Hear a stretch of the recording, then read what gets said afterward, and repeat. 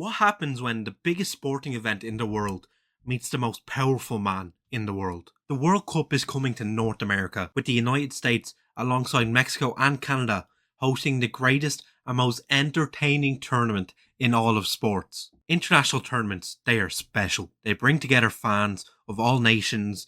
Everyone is partying in the streets. They're chanting songs about their nations. It's just good vibes all around.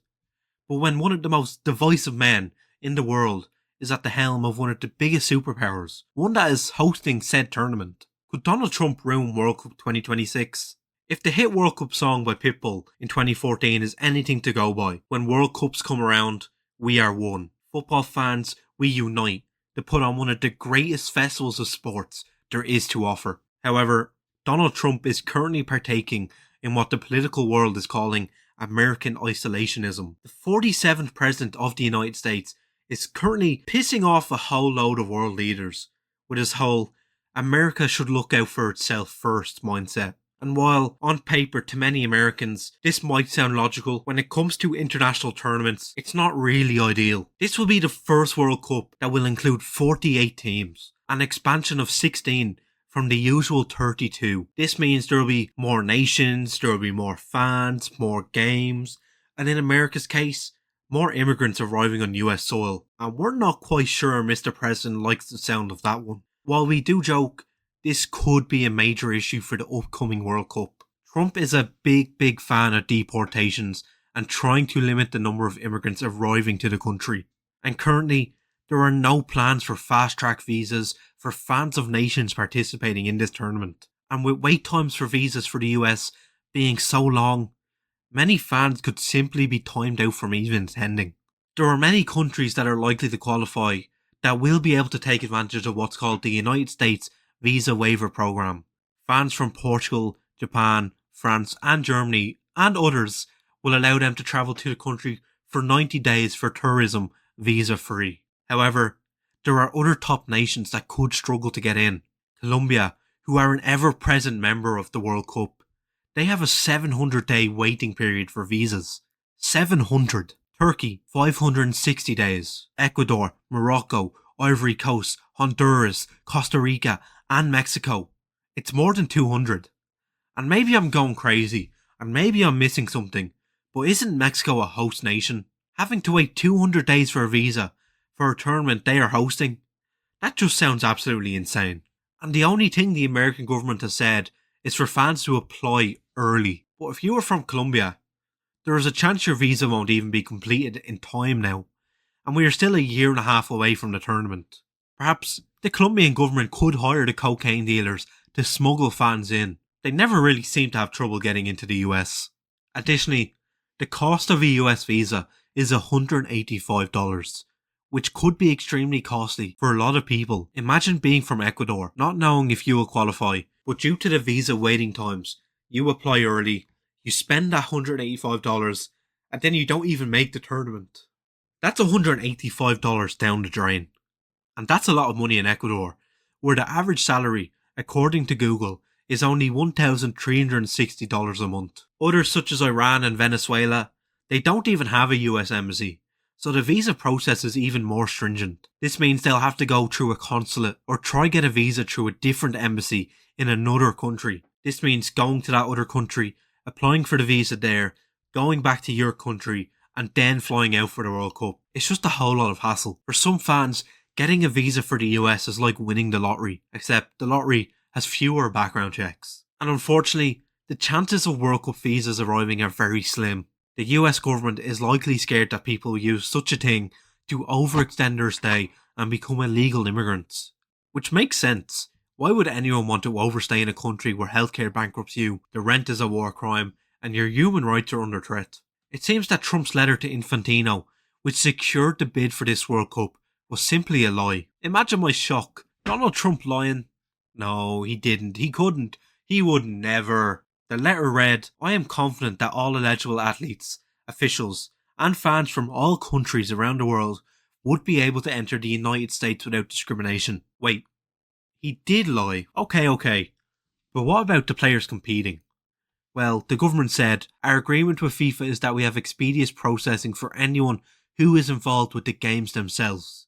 Okay, at least that is sorted. But does being involved with the games themselves, does that mean the media, journalists, photographers, stewards? There's been a lot of conversation that accredited individuals and teams will be fine. They'll be prioritised. But how that will actually work has not been outlined in any way nor communicated to individual embassies. The words of Travis Murphy, a former State Department officer and the now CEO of Jetter Global, a sports immigration consultancy. Well, it seems Fabrizio Romano might struggle to get the "here we go" to the World Cup. There is absolutely no doubt political tensions globally are at an all-time high. Canada, the US and Mexico are meant to be a joint force, a symbol of unity, but the Canucks and L3 have just been hit by a 94th minute dagger by player Tarif. And Trump probably still wants an American wall in Mexico, and we aren't talking about defending a free kick.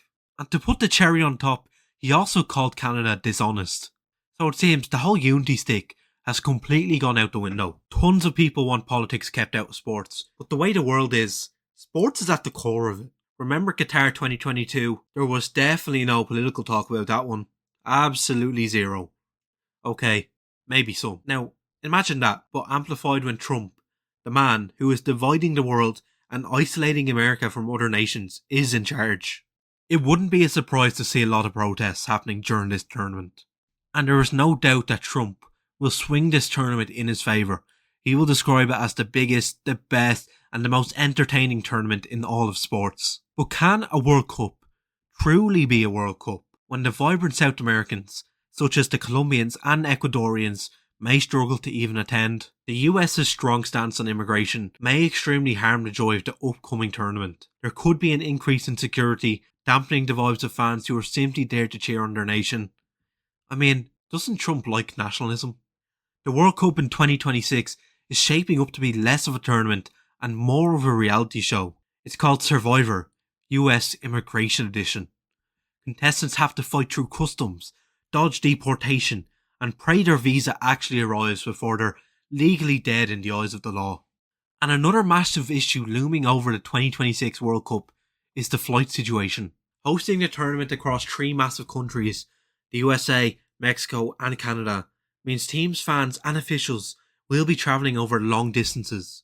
We're talking about crossing borders, time zones and potentially 3 levels of airport chaos. If you think catching a connecting flight from New York to Los Angeles is a hassle, try making your way from Mexico City to Toronto with 50,000 screaming fans on your tail. Now, a report from the US Travel Association reveals that they're not ready to host the upcoming mega decade of events that will draw millions of domestic and international travellers. It poses a risk to their national security and hampers economic growth. That's right, millions. Which sounds great, except for one small detail. The infrastructure is incredibly outdated and barely capable of handling this massive influx. You thought your luggage got lost once? Try getting through customs when half the world's trying to make their way to the same stadium in the same 24-hour period. I mean, imagine a packed airport, disorganised security lines, and people who've never had to deal with US immigration before. The next thing you know, you've got half a dozen countries arguing over who gets priority to board the shuttles to the stadium. And we're only on day 1 of the tournament.